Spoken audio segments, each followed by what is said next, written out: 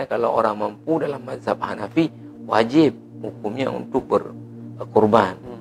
Ya, karena mereka misalnya berdalil dengan salah satu hadis di mana Rasulullah SAW mengatakan, man wajada sa'atan wa lam yudhahi fala yaqrabanna musallana.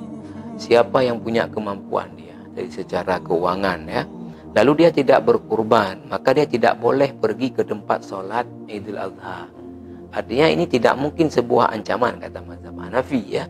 Kalau itu memang sesuatunya yang tidak ada kewajibannya. Ya, pasti ini dipahami adalah sebuah kewajiban. Berikutnya juga hari raya yang kita nanti ke depannya akan laksanakan, hari raya Idul Adha. Artinya id yang dinisbahkan dan diidhafahkan kepada kurban. Bagaimana kalau orang yang mampu enggak kurban? Itu kata mereka ya. Tetapi paling tidak kalau kita lihat pendapat mazhab yang lain, termasuk mazhab Syafi'i, Maliki, Hambali, memang bagi yang mampu adalah hukumnya sunnah muakkadah. Artinya sunat yang sangat-sangat ditekankan. Sangat-sangat ditekankan. Bahkan mazhab Syafi'i dalam kitab Al-Mu'tafil Fiqh Syafi'i disebutkan itu syiar ini artinya bagi orang yang mampu sangat dianjurkan untuk dilaksanakan ya, dilaksanakan. Artinya kalau sunnah memang enggak kita kerjakan ketika kita misalnya termasuk kategori mampu, enggak sampai enggak usah. Tapi ketika muakkadah artinya sangat dianjurkan untuk kita berkurban. Ya, karena ini juga disebut seperti oleh Allah dalam Al-Qur'an, wa may yu'azzim sya'airallah fa innaha min taqwal qulub. Siapa yang mengagungkan syiarnya ya, agama Allah, itu bentuk daripada ketakwaan. Kita di bulan Ramadan sudah latih diri untuk menjadi orang yang bertakwa, orang yang cukup untuk nafkah dirinya, keluarganya, kebutuhan pokok, pakaian, tempat tinggal itu sudah ada. Lalu ada kelebihan harta cukup untuk seekor kambing.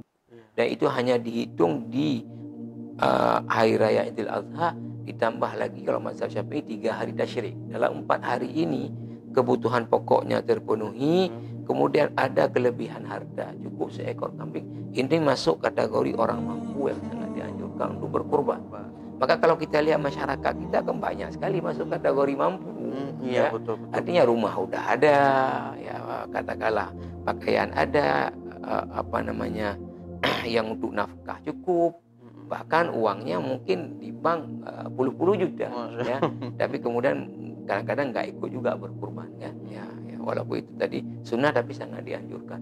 Yang berikut kemudian kepada tadi, ya kenyataannya alhamdulillah di kota Banda Aceh ini atau mungkin juga di kota yang lain, karena tadi pertama ekonomi masyarakatnya baik, kemudian juga kesadaran tinggi, sehingga jumlah hewan kurbannya ini banyak ya, sampai ada yang 30, ada yang 20 untuk satu kampung ya.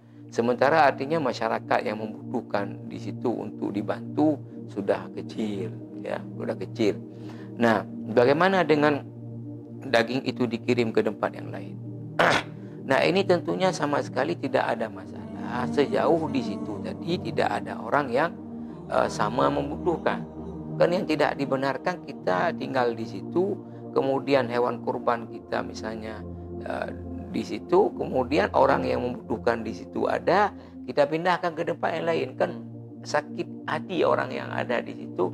Artinya masa kita yang artinya tetangga dia, tapi dia kasih ke orang lain di mana tingkat keperluannya sama, ya. Nah, tetapi apabila misalnya di tempat kita itu orang yang membutuhkan sudah tidak banyak tadi, ya, atau kalaupun ada yang membutuhkan tapi tingkat kebutuhannya itu tidak separah di tempat yang lain.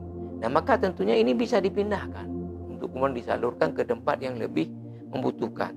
Maka saya adalah orang yang sependapat bahwa di Banda Aceh ini sudah seyogyanya tempat-tempat tertentu yang jumlah korbannya banyak ini kemudian untuk dikirimkan ke tempat-tempat lain yang membutuhkan sangat. Ya, kalau orang Aceh ini hari raya nggak makan daging kan sesuatu yang ini ya. Nah, jadi menurut saya misalnya di satu tempat ada 30 hewan kurban, satu desa aja di Banda Aceh ini. Maka mungkin di situ diambil berapa 20-nya, 10 dikirim ke daerah-daerah yang lain ya, ke daerah-daerah yang lain. Kita melihat saudara-saudara kita di Malaysia misalnya yang mereka juga adalah sama ada kita latar belakang mazhab Syafi'i, sering sekali datang ke kita kasih hewan kurbannya, datang mereka ke Kamboja, datang mereka ke wilayah-wilayah Muslim yang minoritas dan juga keadaan ekonomi mereka itu mereka salurkan, karena mungkin di Malaysia ya ekonomi masyarakatnya sudah alhamdulillah mungkin ya sudah membaik lah. Ya, baik itu mungkin. Baik, alhamdulillah, masya Allah, sangat luar biasa mengenai tentang seputar materi tentang ibadah kurban tadi, Ustaz, ya, terutama tadi sudah disampaikan bahwa hikmah di syariatnya ibadah kurban tadi itu salah satunya itu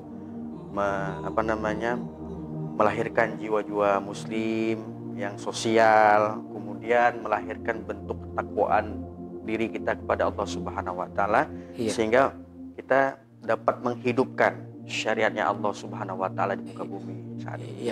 Jadi terima kasih banyak Ustadz materi ya penjelasan mengenai ibadah kurban hari ini. Mudah-mudahan ini menjadi amal kebaikan jairiyah buat Ustadz dan semua kita. Dan sebelumnya juga saya terima kasih kembali kepada Ustadz yang telah menyampaikan.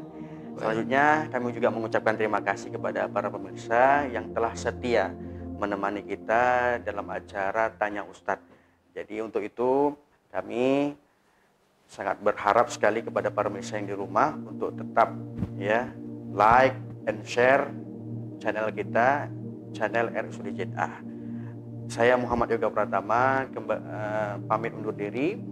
Wabillahi taufiq wal hidayah. Wassalamualaikum warahmatullahi wabarakatuh. Waalaikumsalam warahmatullahi wabarakatuh. Alhamdulillah. Terima kasih.